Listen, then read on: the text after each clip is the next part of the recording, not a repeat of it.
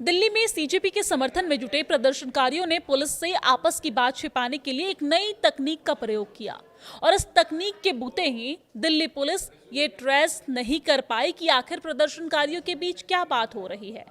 न ही पुलिस को यह अंदाजा था कि कितनी संख्या में प्रदर्शनकारी आने वाले हैं। और इससे पहले ईरान, म्यांमार और हांगकांग में होने वाले बड़े प्रदर्शनों में भी इस तकनीक का इस्तेमाल हो चुका है। जी हां, जिसमें फोन पर आपस में बातचीत के लिए ना ही सिम की जरूरत है और ना ही इंटरनेट की जरूरत है। तो जंतर मंतर और उसके आसपास प्रदर्शनकारियों द्वारा अपनाई गई ये तकनीक को फोसम यानी कि फॉरवर्ड सीक्रेट मैसेजिंग इन एडहॉक नेटवर्क या मेश मैसेजिंग नेटवर्क कहते हैं, जो ब्लूटूथ से संदेश को एक फोन से दूसरे फोन तक पहुंचाता है। और इसके लिए बिटचैट और बैरियर जैसे ऐप्स होते हैं, जिसमें लॉगिन के लिए फोन नंबर, ईमेल तक की जरूरत नहीं होती है। ये बिना सिम और नेटवर्क के ही काम करते हैं।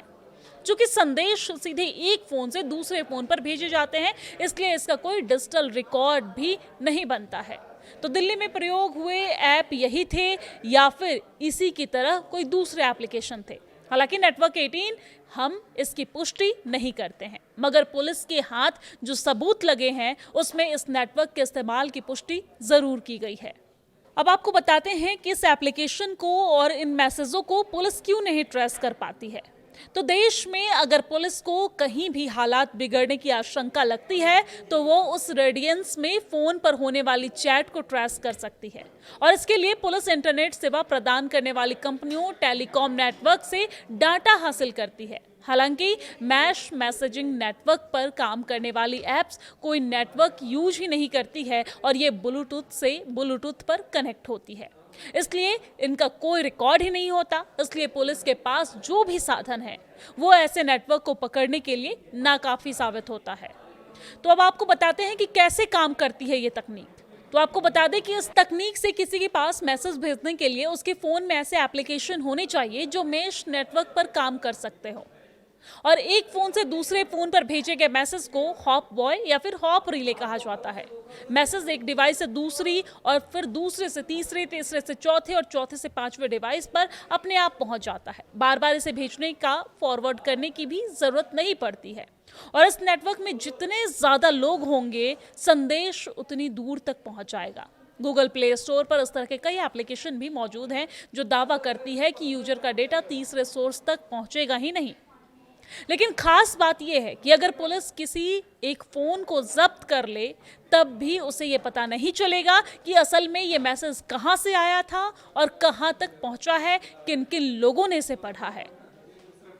आपको बता दें कि TOI ने बिना नाम प्रकाशित किए हुए साइबर सेल के एक अधिकारी के हवाले से यह लिखा है कि ये ऑफलाइन एप्लीकेशन होने की वजह से ऐसे संदेशों का पता ही नहीं चलता।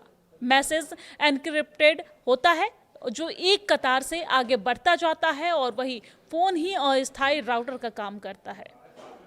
तो दुनिया भर में जितनी भी जांच एजेंसियां हैं वो इस तकनीक से जूझ रही है और इससे पहले हांगकांग, ईरान में बड़े पैमाने पर प्रदर्शन के दौरान भी इस तकनीक का इस्तेमाल किया गया था।